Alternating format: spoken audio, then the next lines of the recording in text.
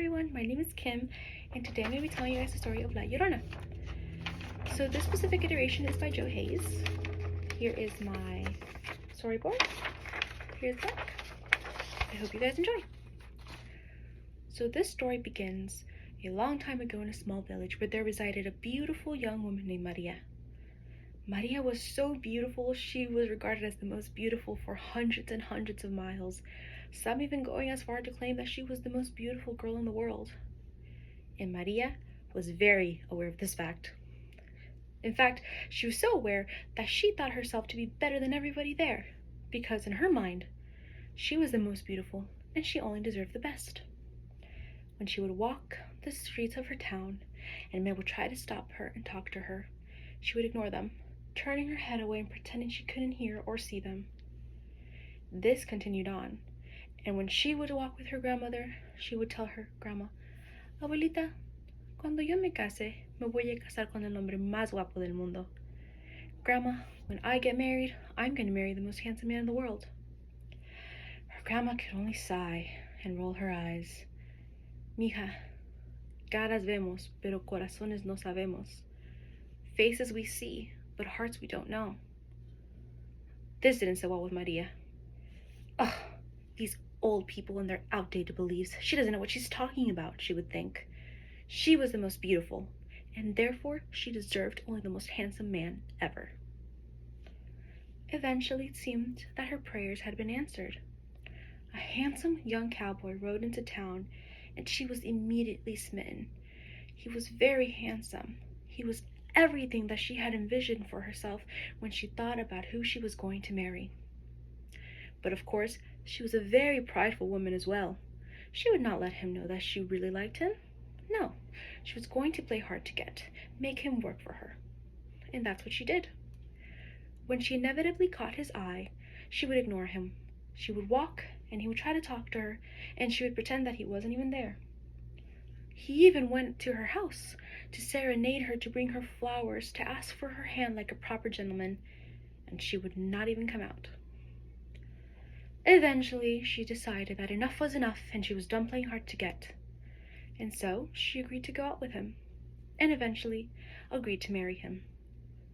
Her family protested this heavily. "Maria, what are you thinking?" her parents would say. "He is not good for you. He would not provide for you as he should. He would not be the stable husband that you need him to be. He is a cowboy. He has spent his nights gambling and drinking and in the company of beautiful women. Do you think he is capable of changing?" But Maria would ignore them. Again, she was the most beautiful, and in her mind, she only deserved the most handsome of men, and to her, he was the most handsome of men. And so the two married, and all was well for the first couple of years. They even had 2 beautiful children together, and they lived happily as a small family. But somewhere down the road, along the line, the cowboy grew bored. He missed the nights of party with his friends, of drinking and spending time with beautiful women. And so, he picked those bad habits up once more. He would often be gone days at a time, sometimes even weeks and months, and he would only return to see his children. "Maria," he would say, "I am not here for you. I am here for my children." And then he would go off and play with his children. One day, he had come back as he usually did after being away for weeks. He was in a carriage, and by his side was another beautiful woman. Once again, he told her that he was here to see his children. He brushed Maria aside and played with them. Maria was furious, and when he left, in a fit of rage and jealousy and resentment, she grabbed her kids and she dragged them through the woods into the river and threw them in. She snapped out of it immediately when she realized what she had done. She saw her children being dragged down the stream, and she ran after them, praying and hoping that maybe if she just held her arms out long enough, that she would be able to grab them and bring them back. But it was too late. In her desperation, she kept running after them. She ran and ran, and she sobbed and she cried, and then she fell, and she hit her head. Unfortunately, this is where Maria's story ends. When she didn't return, they set out for her. finding her body next to the river where she had threw her children in. They brought her back to the village and buried her properly, but her soul could not rest. The first night in her grave, she rose from the tomb, and she went out in search of her children.